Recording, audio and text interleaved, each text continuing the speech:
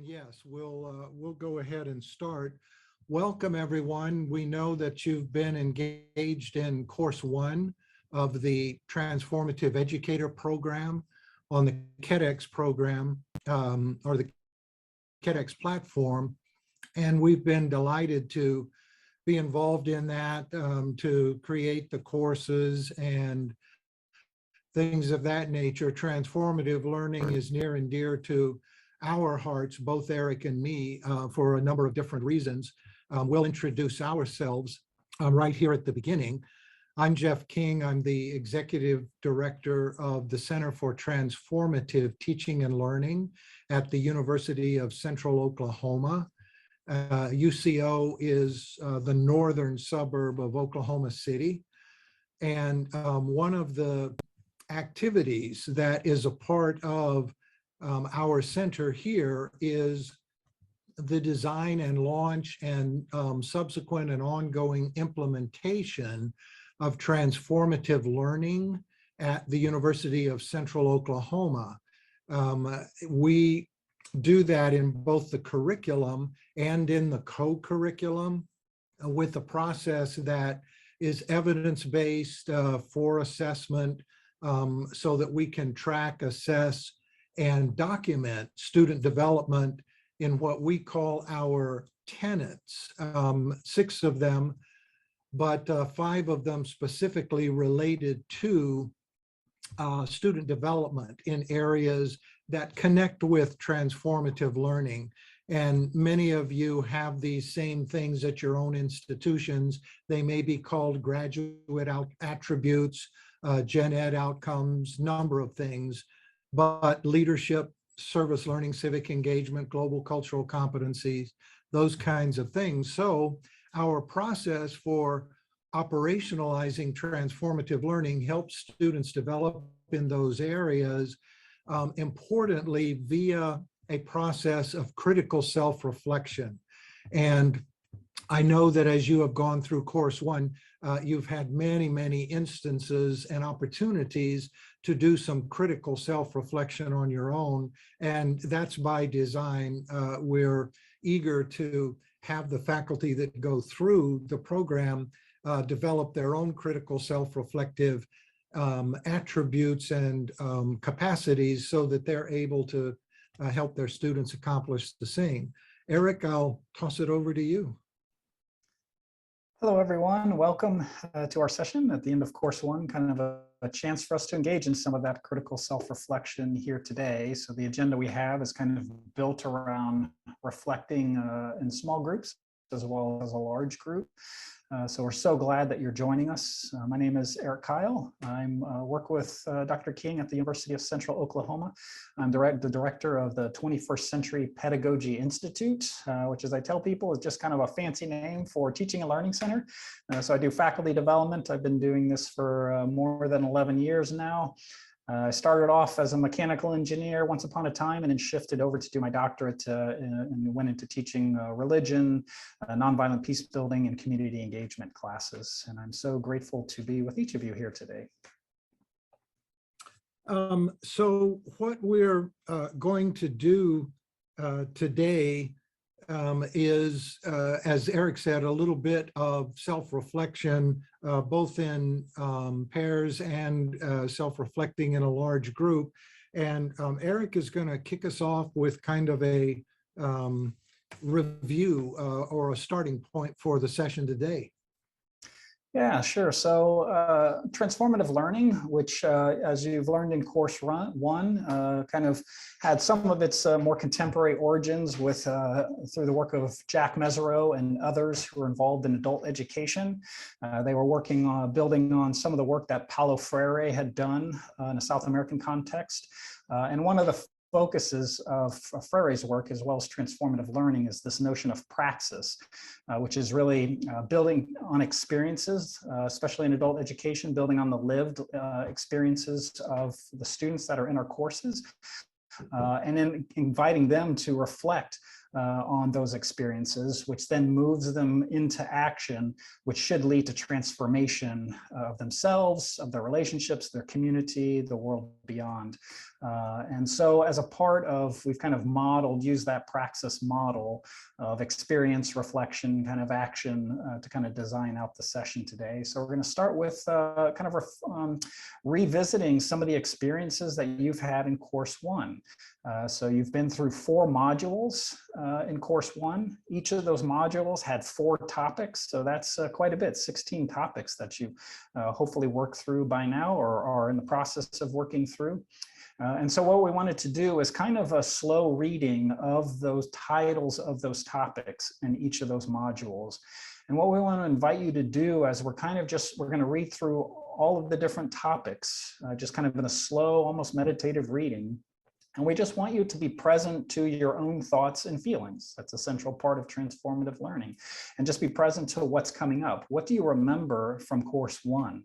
What are the topics that really struck you more than others, that stood out for you and caused you to step back and think about your students, think about your own classes, thinking about your schools or your local communities, and how you engage with them.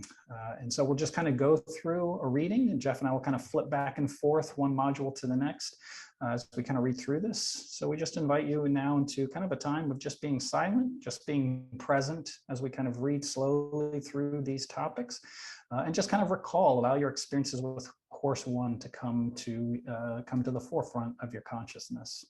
So I'm going to start us off here in course with module 1, which was entitled, What is Transformative Learning? And so the topics that we engage with in this first module of course 1 started off with exploring transformative learning's development. And we moved on to operationalizing transformative learning in the classroom. Next, in topic 3, we explored this question of why is critical self-reflection so key to what transformative learning is and does. And we finished off that first module with trying to understand more about fitting transformative learning into higher education practice at scale. And then in module 2, which was from the teaching paradigm to the learning paradigm, the first topic there, what is the teaching paradigm? What is the learning paradigm? And we moved from that into students' construction of their own knowledge. And part of that, of course, is the process of active learning, which was the focus of topic 3. And that led to topic 4 in module 2, which is how transformative learning helps develop students' 21st century essential skills. And from there, we moved into module 3, which was really trying to dive a little more deeply into transformative learning aligned instructional strategies, so trying to get a better idea of what does transformative learning look like inside of a classroom. And so the first topic in that third module was designing a transformative learning friendly course. Of course, education wouldn't be complete without assessments. So in the next topic, we kind of did some exploration of indirect, direct, and authentic assessments through a transformative learning lens. From there, we explored some of the principles of significant learning. And then finally, we rounded out this third module by looking into student metacognition a little more. And that brought us into module 4, which is transformative learning in higher education and for improving the social good. And we started with topic 1 in that module, being a transformative learning advocate at your own institution. Then topic 2 was on working with employers. and that led to 3. Transformative learning, you, your students, and contributing to the social good. And we wound up that module and the course with becoming a change agent for transformative learning as the way to educate. So thank you for spending just a little bit of reflective time thinking through anything that might have come up, as Eric said, in your mind as we did that slow reading through the topics in course 1. And what we want to do now is give you the opportunity in working with a partner to do some reflection, some guided reflection, because we do have a series of questions. As you work in pairs, we'll set up breakout rooms for each pair to spend some time talking with your partner. And what we'd like for you to do is just start with general reflections, general observations after you've introduced yourselves. It looks like we may have a lot of pairs that have TWU people in, so the introduction may go fast, and that's fine. But we do encourage you when you're having these discussions to couch them in I statements, because what you're doing is you're reflecting from your own personal standpoint. Critical reflection in transformative learning, of course, revolves around the idea of trying to see through your own perspective, see through your own biases. And so the realizations, the aha moments that you come to in that kind of reflection is very much a personal thing. In expressing that, we encourage the use of I statements as opposed to, you know, taking 2 steps back and couching things in terms of kind of a third person perspective. So we would encourage that as part of the process. And then please consider these conversations and the breakout rooms very much to be safe spaces. There's no Zoom recording that goes on in breakout rooms, of course. And this is just to give you the freedom to share with each other. Eric has posted in the chat a list of 6 questions, which we just have as starter questions. And there's no necessity to rush through so that you hit all 6, because we'll only be in breakout rooms for 15, 20 minutes or so. But these are meant only as prompts for discussions to start to unearth some of the things that you might not realize until this paired discussion, some of the things that have made an impact on you. And the discussion can be a way to start to frame that and start to put things together. So with that, I believe Eric is setting folks up into chats. And thanks for the comment, Malesh. If I said that right or not right, please let me know. Greetings to you in Edmond, Oklahoma, Jeff. This is Mahesh or Michael. Mahesh. Yeah, excellent. An alum from UCO. Okay, perfect. Thanks, Mahesh. It used to be called CSU, I guess. Yeah, Central State. There you go. Yes, back then. I'm giving away my age here, you know. Yeah, I was going to say, we haven't been Central State for a decade or 2 at least. So we've got our setup for the breakout rooms, and I think Eric has got everyone set up. And what we'll do with those instructions is put you in rooms. But are there any questions at this point?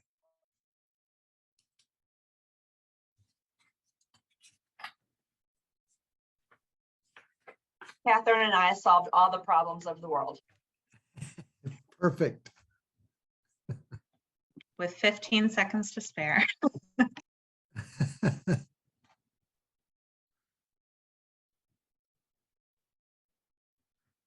Yeah, Catherine, the person in TWU's dance department from years and years ago was Adrian Fisk. And it was her husband and I that played tennis those summers on the TWU courts when they were still where they are no longer now. But didn't know if Adrian was still around. That was mid-70s, so I bet you may not have met her. No, I've only been here since August, so. I'll know better. Yeah. Yep. I do want to point out though, look how strong our Texas Women's University group is. You got And it. it's not that it's just I send a cheerful, hey, that they came on their own. I have no sway of forcing them. So, no, it's good. Yes, we appreciate it very much. Yeah, Jeff, Well- it is York's leadership that brought us here too. So, but he's I want humble. to. He's humble. Well, thank you, Michael. There's one thing I think you should tell people again, and I will also make sure that I mention it. I don't think that people understand that we have only just mastered the first part, that the first course has 4 modules, but the whole program has 4 courses. Yeah. So we just got warmed up a bit. And that also then I'd like to do you know when the next course will open? You know, Yes. Yes. But I rest my case for now. Maybe this is all on your agenda already to address. But I think a little clarification for some people, they thought, oh, you know, too bad, it's over. No, there's more.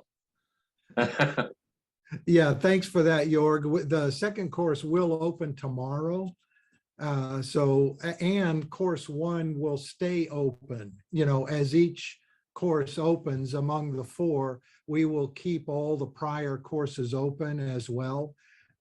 We sometimes refer to resources that were mentioned in a prior course, and you just might want to go back to remind yourself about something. So all the prior courses stay open as the new courses begin, but course 2 will open up tomorrow.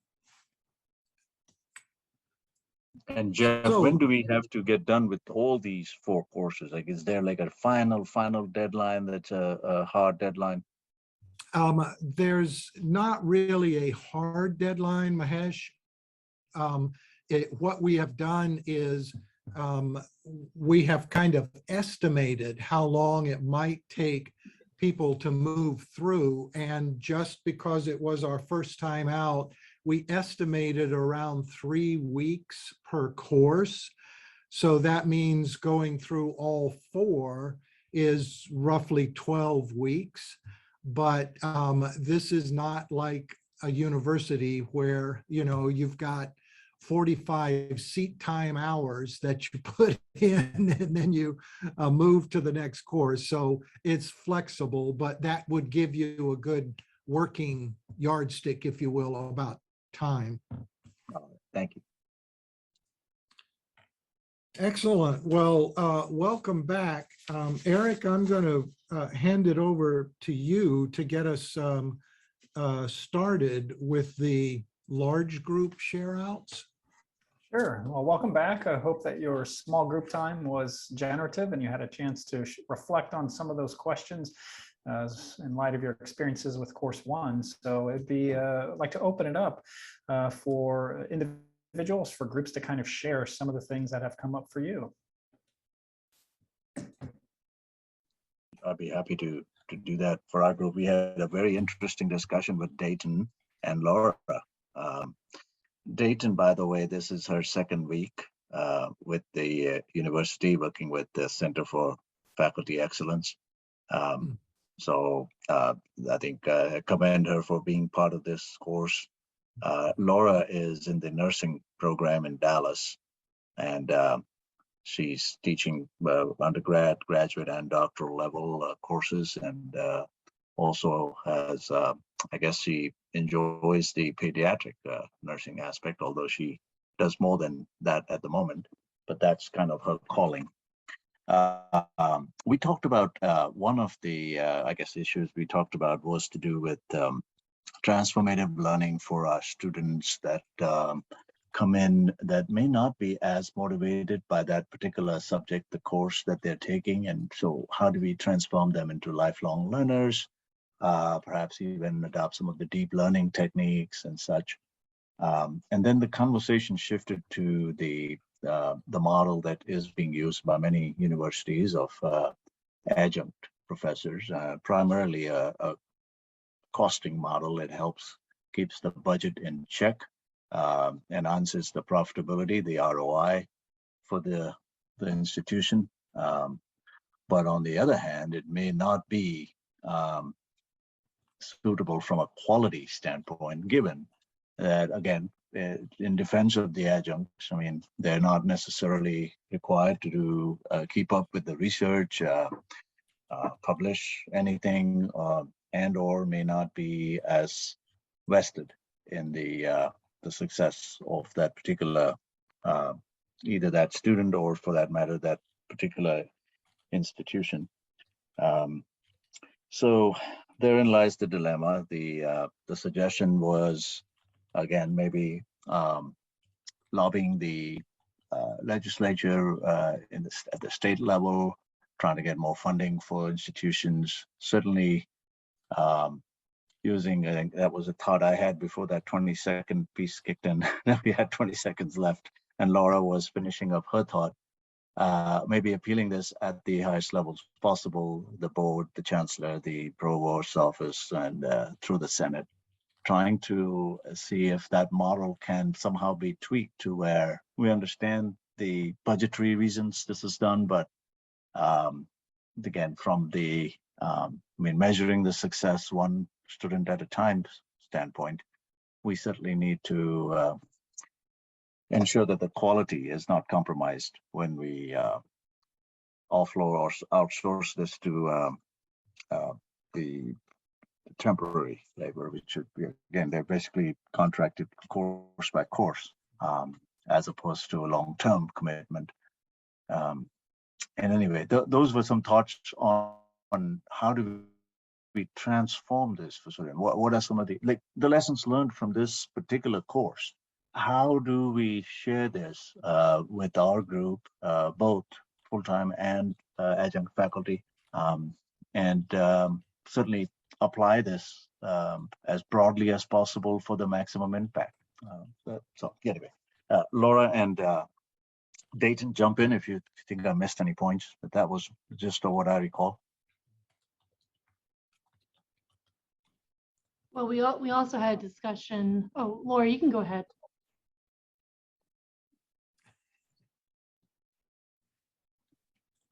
I don't have anything to add. Go ahead, Dayton. We also brought in a point of like how we are already trying to incorporate transformative learning into our own courses or our own, and the difficulty sometimes with the subject matter. For me, I brought in that it's for my background in music, that's what my PhD is in. I said it's a very interesting approach to transformative learning because we have something specific in music called the Alexander technique for music performance, of self-reflecting and knowing the actual physicality of your performance and knowing how to tweak your technique, tweak your performance based on how your own physical body feels. So I thought this was a wonderful module where something similar that was very adjacent to Alexander technique in my doctoral training, finding that here in a way how to approach the classroom. And it also reminds me how important it is not to just self-reflect on what the learning is, but actually the physical space sometimes of where the student is learning and how they can learn within, whether it's in person or online. And then we had further discussions, Mahesh and and Laura, about their own disciplines and how you incorporate that as well. So thank you. You know, that's very interesting, Dayton. The idea about is transformative learning in a sense easier to do or to implement or to adapt to particular kinds of courses maybe, or particular kinds of disciplines.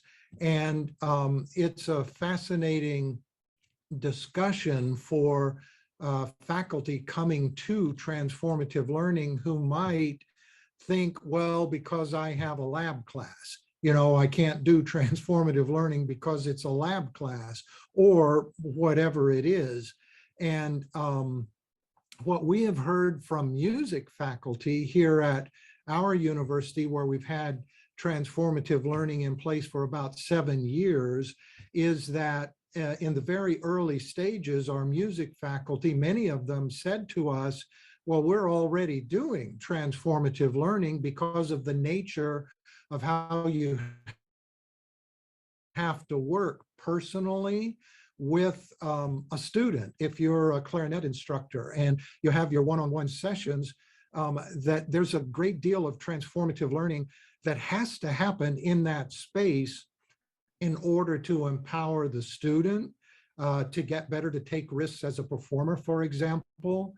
And so when we had these music faculty, and it's the same for dance, any of the performing arts, theater arts, and so on, when we had those comments, I thought back in my music career, because I had both undergraduate and master's degrees in music. I'll never forget something that my trumpet teacher told me, and I have thought over the years about how that connects to transformative learning. And he said to me, you know, I figured out fairly early on as a trumpet teacher, and this was a guy who had played in the New York Philharmonic, and I mean, he was just world class. But he said, I figured out my job as a teacher is how to find a different way to say the same thing over and over again, because it doesn't resonate with students sometimes when I say it this way or that way or that way. And I have to come up with the 1,000th way sometimes to do it. And I thought, what a beautiful metaphor for transformative learning, because that is a truly student-centered approach. And as you saw many times in course 1, the shift from the teaching paradigm to the learning paradigm is something that pretty much just has to occur in an environment that is supportive of transformative learning, because it's the student-centered or the learner-centered approach that empowers the students to be able to take the risks to examine their own biases or their own perspectives. So yeah, I appreciate that comment about potential disciplinary differences for TM. Jeff and Eric, I think one thing, oh, sorry, Laura, I didn't mean to interrupt. Go ahead, Laura. Well, I was just going to interject with, and it'll be interesting. I see many of my other nursing colleagues here, so I don't know what their conversations were, but I think that's exactly part of what our conversation was, in that I was saying, my I statement was that I see nursing having a huge pushback, if you will. We're very resistant to the transformative learning because we don't see a place for it. We don't think we very much feel that we have to pour knowledge into people's heads. We can't let them learn it themselves. And so one of the things that really resonated with me, one of the things that I really reflected upon was being an advocate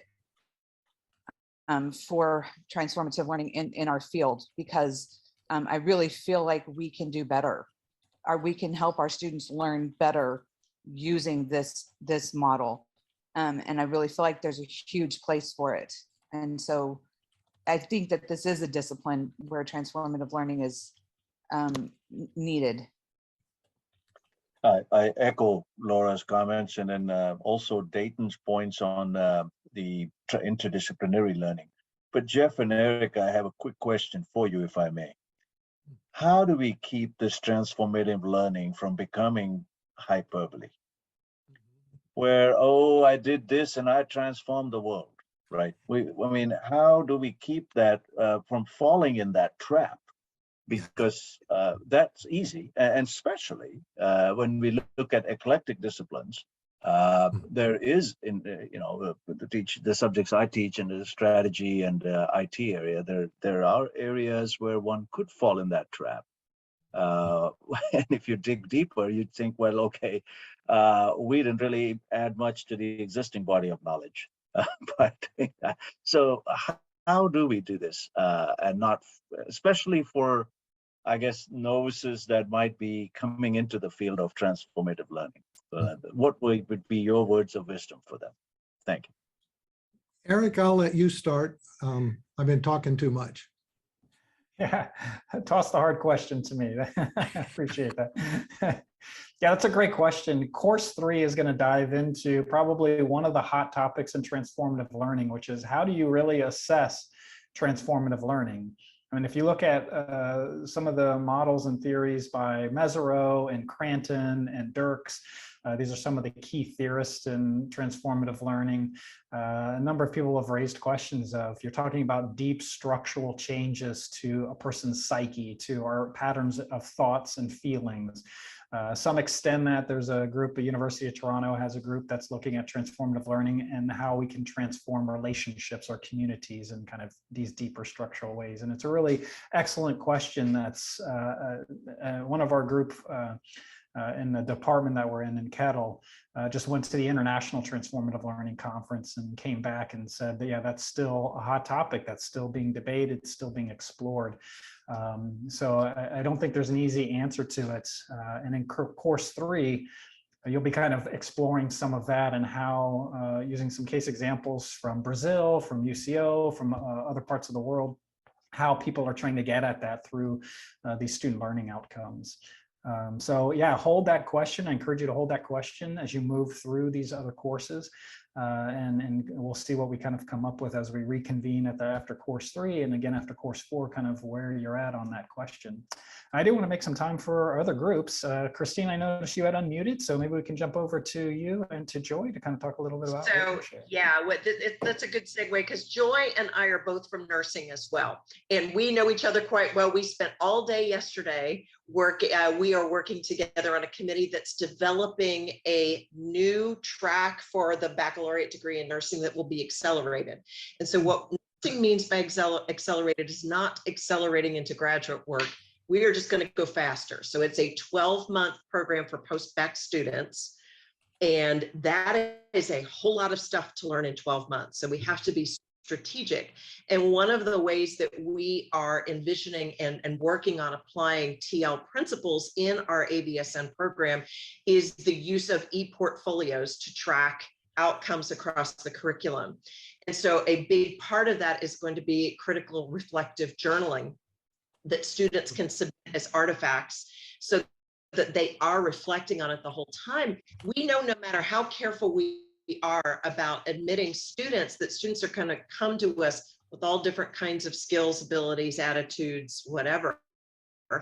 The pandemic showed us how important it was that, so what Laura was talking about in resistance to TL in nursing, I think that's true. We still very heavily focus on knowledge as being the only thing that has to be developed in nursing students and evaluated.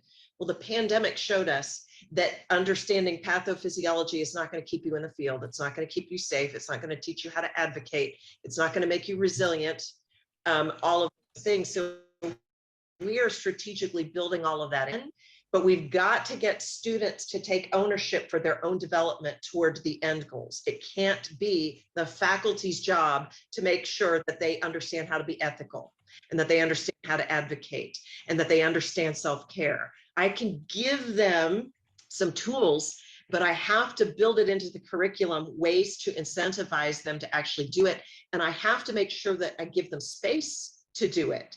Because what we do now is we say, well, it's important that you figure out for yourself how to do self-care. Oh, but by the way, I'm also not going to give you any time to do that because I'm going to require you to be engaged in knowledge work 80 hours a week. So Joy and I were just talking about all the different ways that we have to try to build this critical self-reflection into the development of these students so that we are turning out work-ready employees who are going to stay in the profession and not dip out 6 months later because they're completely fried. Yeah, thank you so much for that sharing. Joy, did you want to add some more to that?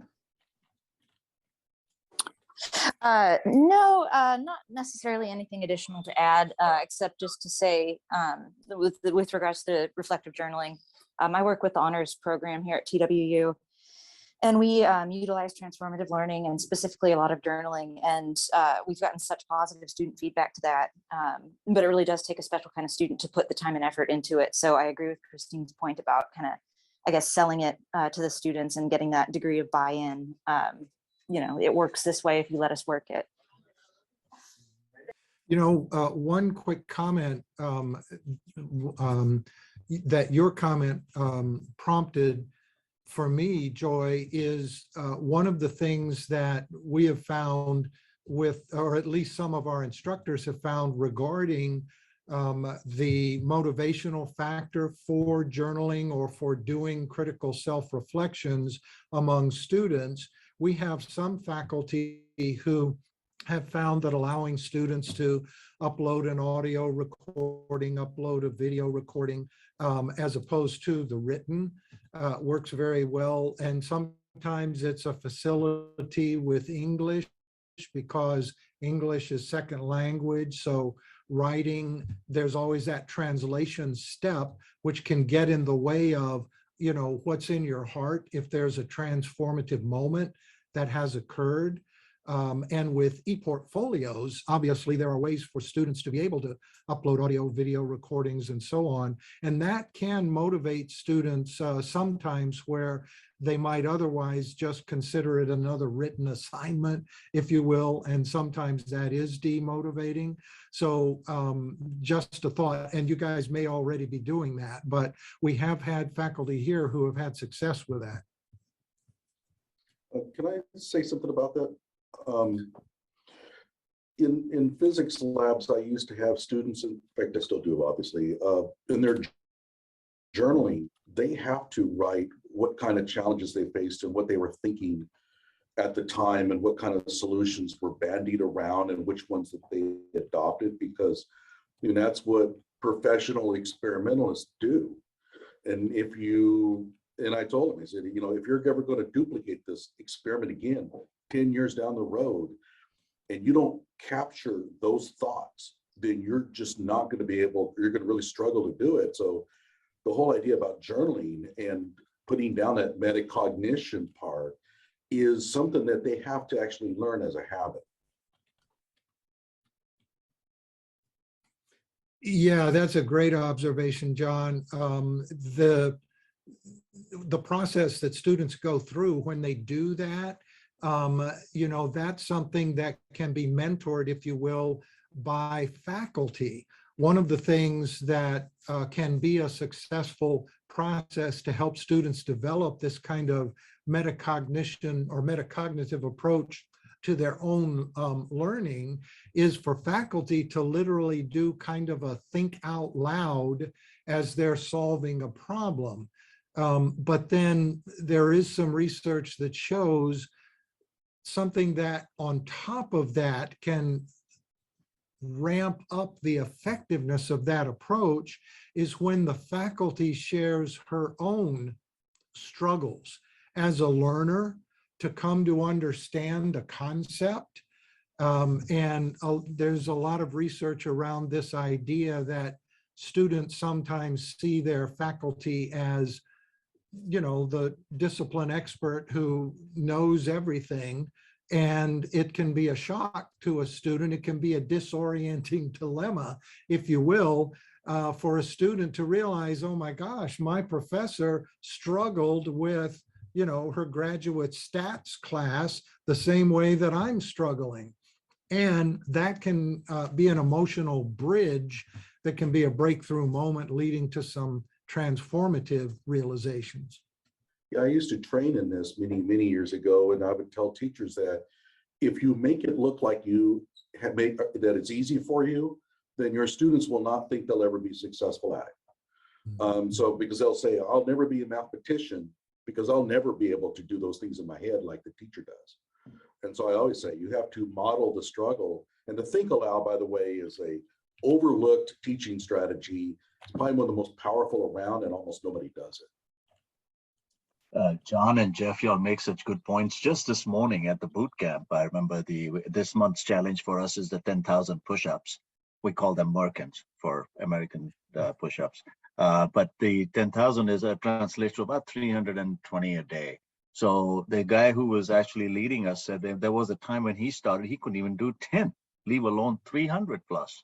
But that right there was more transformative to me to try and push the limit, to try and get up to 320 a day, rather than him saying, look, oh, you can't even do 100? I mean, that is so sad. It was just mostly the lessons from failure and then just keeping at it. And he said it's taken him about 2 or 3 years to get up to this point. And it's just, this is that Spartan challenge for this month. But I think just along the lines of what John was saying, it helps when we share our own vulnerabilities with the students. That must be why your video is off, because you're doing push-ups right now, right, Michael? That was a good call, Eric. Now, but I wish that was true. Now I think I'm done for the day. We did get up. Actually, I did 270 this morning. So no, I think my gosh. I don't want to Holy push. cow. No, it's not all nonstop though. We do, you do take a break. But and it's again, it's you versus you, right? So who are we cheating? Yeah. Joyce, and you're in a group with John. John shared a little bit about some of his insights. Did you also want to share? What's of particular importance, I think, is how we provide the student with the space in which we teach them how to learn and the reason for any TL strategies. John shared his work in the physics lab and some examples. I shared some particular information related to concept-based learning and how a student needs to be challenged to truly understand the concept as they progress through an undergraduate or any program. And that's the real challenge. We also discussed how we address other faculty who would take over, run the lab, teach the students, and assess their ability to really incorporate TL strategies to be effective. So that in my case, speaking to 108 students in a lecture, how do I actually validate that I am effective if I do incorporate those TL strategies into a didactic course? So we talked a lot about the actual delivery, consistency. We talked about some barriers that we have within the educational format, how it's structured, to really have the student understand the why for a change that they will experience if they're going through anything that's TL based. Yeah, and following up on that, I talked about knowledge management, in that students have to develop skills in knowledge management, and ultimately that's what makes them professional students. Not like professional students like we used to use the term to mean like a person who just hangs out and takes classes year after year after year, but instead a student to act professionally about their learning. And it really ultimately comes down to knowledge management and their ability to do that. And I would suggest depth of knowledge, which is dominant right now in K-12, has a very close tie-in, I think, to that knowledge management. And therefore, I think there's a very strong link between that and transformative learning.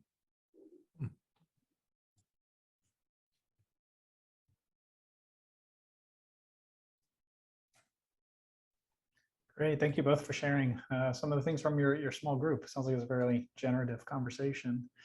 Angela, Catherine, do you want to talk a little bit about your group?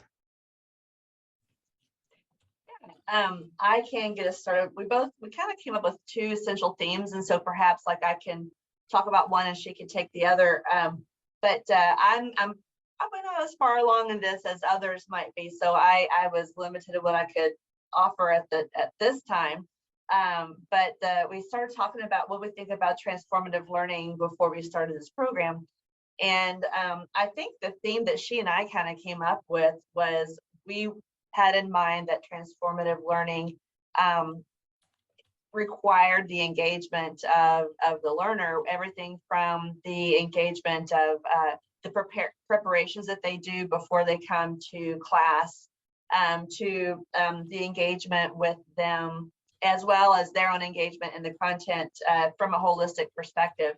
And then when we were talking about the holistic perspective, we began thinking about what times were like in 2020 when we had COVID, but then also a lot of the Black Lives Matters movements. And she and I were both involved in communities that had a lot of activism, and how important it was to look at the individual as a whole in hopes for being able to tap into what we perceived as transformative learning prior to starting this course. And so that's kind of one of the themes that we came up with. And then perhaps, let's see, Catherine, would you like to pick up the other one that we talked about as our theme? Yeah. So we also talked about our perceptions of transformative learning as thinking about transforming the student and their knowledge, but also specifically in relationship to the world around them. So thinking about transformative learning as not just like narrowly in the classroom, but also like how it relates to what happens outside the classroom. And something else that we actually talked about, because Angela is in occupational therapy and I'm in dance, so we were talking a little bit about how there can be some like crossover and collaboration between departments that doesn't normally happen. And so we didn't talk about this specifically as transformative learning, but I was thinking about it afterwards. And I think, you know, that in and of itself can be a disorienting dilemma for students who don't recognize that they have similarities with people in other fields. Yeah, definitely. You know, one of the things coming up in course 2, we have great Brazilian colleagues at a university in Sao Paulo. And one of the people who leads their implementation of transformative learning has done a lot of research work regarding transformative learning for sustainability. And your point, Catherine, about yes, transformative learning for how students are students in the classroom and focused on their learning, but also transformative learning for how students be, if you will, in the world is really important. And what we have heard from numerous institutions that have approached us that are interested in adopting TL, they very commonly say 2 things. And one of them is, well, we know the old way of teaching and learning just isn't working any longer. They figured out that, you know, stand and deliver, lecture only, etc., is really not working because their students aren't into it. You know, society's different, what have you. But then the second thing they usually say is, and we have to graduate students who have the motivation and the capability to contribute immediately to the social good. And our colleague in Sao Paulo actually shared a story that it was the Sao Paulo municipal government that told all the universities in Sao Paulo that had MBA degree programs. They said to those universities, you have to graduate students who will be able to implement sustainable practice their very first day on the job, because we're facing such huge challenges environmentally in the Sao Paulo area.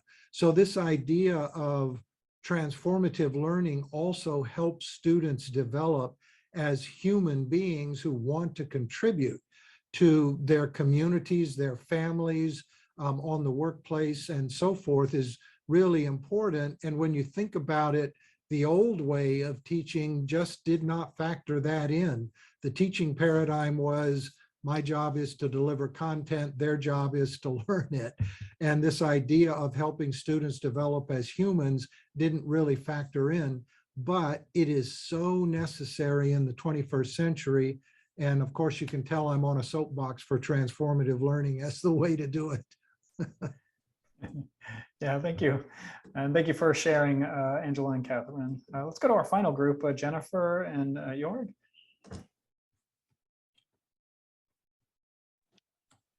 Hi. So I think that one of the things that I was talking about with Jorg is that as a instructor in family studies and a practitioner, both as a former public school teacher with young children and in special education, and also in working with families in early childhood intervention, the idea of taking the topic that I teach and having students reflect on their own experiences, as well as give them an opportunity to hear how this particular knowledge is applied in the field, is actually a very comfortable position for me as an instructor. So I come to this from a very unique perspective. When working with young children, we often have to ask students to think about things in the world in order to help them to understand what it is that we're teaching. And so as an instructor, I feel like in higher education, I feel like that when students understand that the knowledge that they're gaining in our courses has a bearing on their actual work, and that they're going to be using this information in their fields, that's very, well, students respond to it. I'll say that, that they really appreciate the opportunity to see the knowledge being used. So I give them case studies and reflective exercises. So that's very natural to me.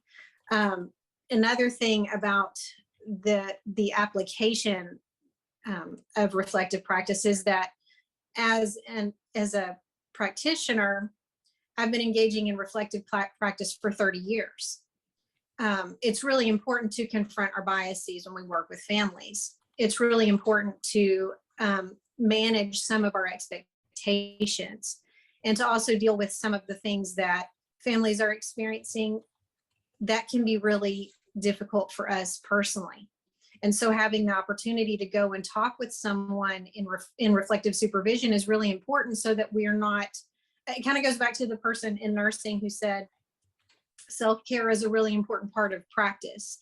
And so when we develop this as a student, and we're asking our students to develop this type of practice with their work, even though it's kind of low stakes at this point, right? Because we're in a classroom and we're not necessarily being confronted with someone right in front of us who's experiencing a crisis, or who we may be having difficulty in working with.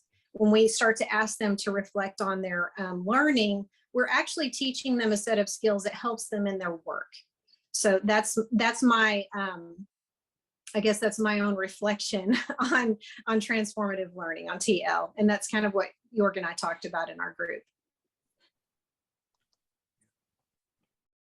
That we did, yeah. I have an eye on I don't think I have much more to add. We talked about how hard it is for people who are not in the health sciences, for example, people who teach philosophy or English, who are so used to this academic versus real life work preparation rift, for them to make the change. If you are in a field that's already leaning or giving students up to become a practitioner, I think you have a lot more options, or it's more natural than someone who thinks, well, we are the ivory tower, what do I care about work preparation?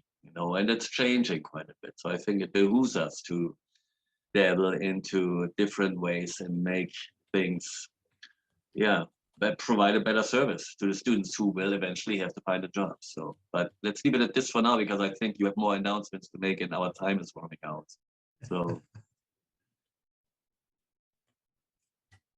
Yeah, thanks for that, Jorg. And that's an interesting observation about the differences. And, the whole idea, especially in these days and times when legislatures and the public in general is calling higher education on the carpet, saying you have to get students prepared and job ready, and someone who is teaching, in one of those areas where it's a little bit more difficult to draw a straight line to an employment position, having those folks understand the applicability and the value add of TL is really important. That's a great point.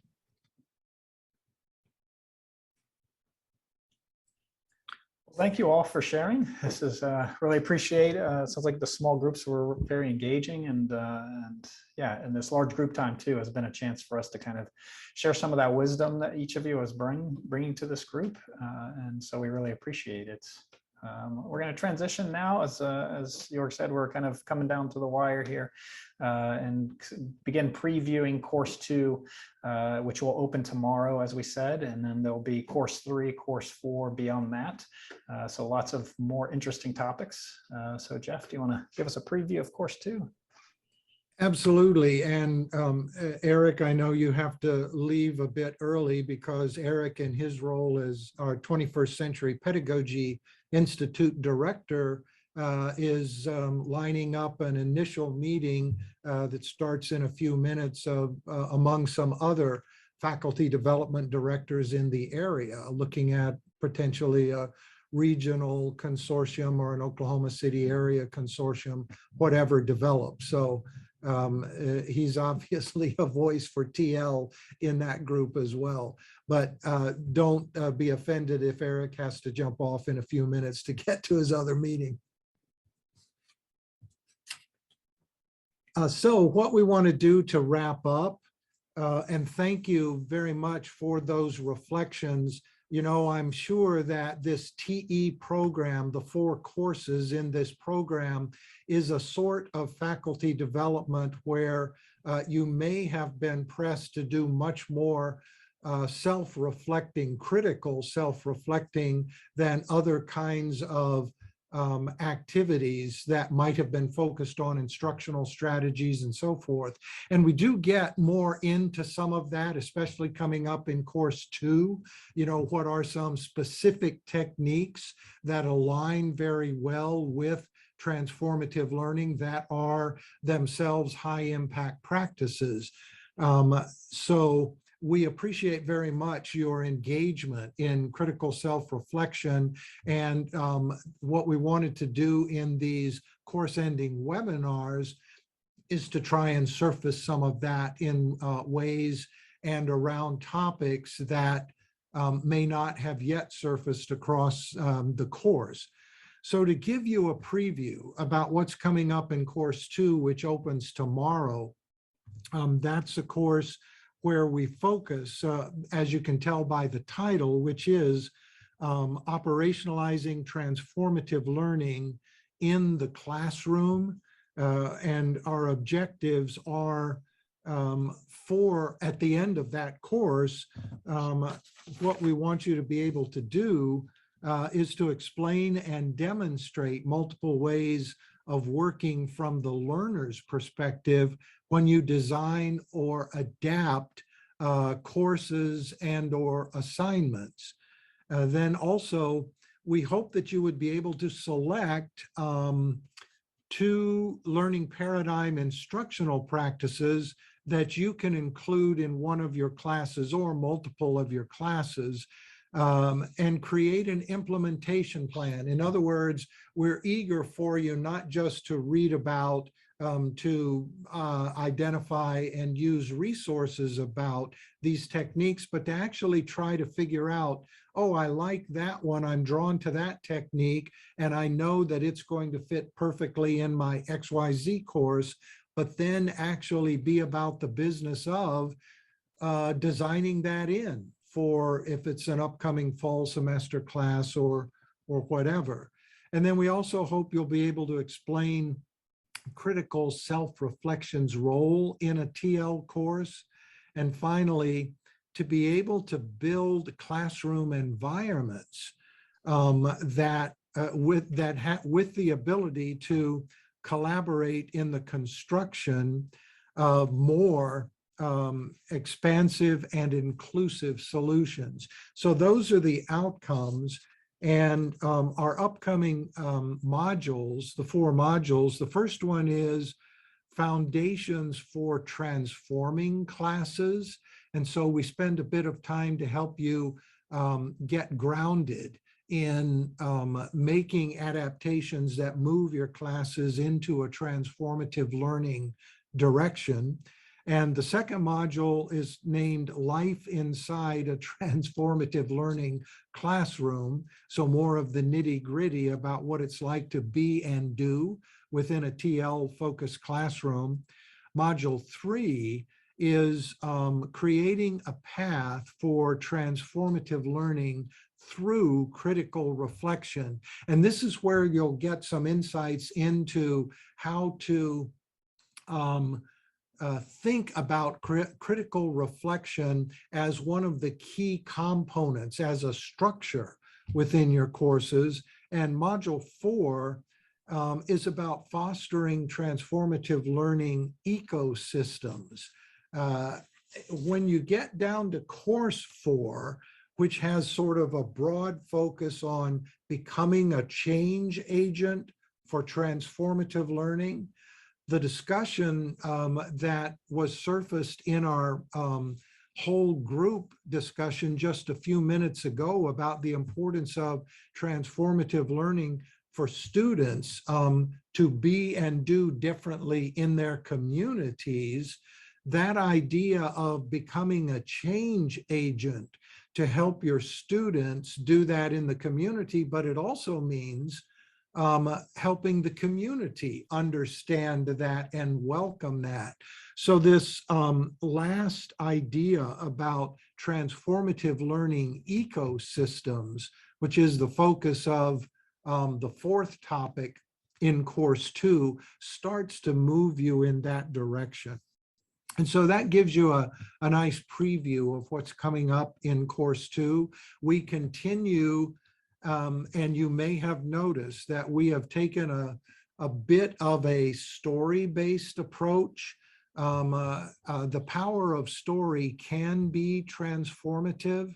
And as a matter of fact, one of the key theorists of TL that we introduced you to way back in the first topic of course 1, Patricia Cranton, before her untimely death, she died way too young, but right before her death, she was getting into research about how could reading fiction, when the readers adopt the perspective of the protagonist, let's say, can that be an opportunity for transformation? And that's an example of a piece of a TL ecosystem. And so what we're going to try and accomplish in course 2 is to get you started thinking about transformative learning. Yes, very definitely there are specific instructional strategies that connect with TL, and critical reflection certainly is one of them, but transformative learning in many ways is also a way of being that we do with our students. So we're excited about course 2 and having you engage in course 2 when it opens tomorrow.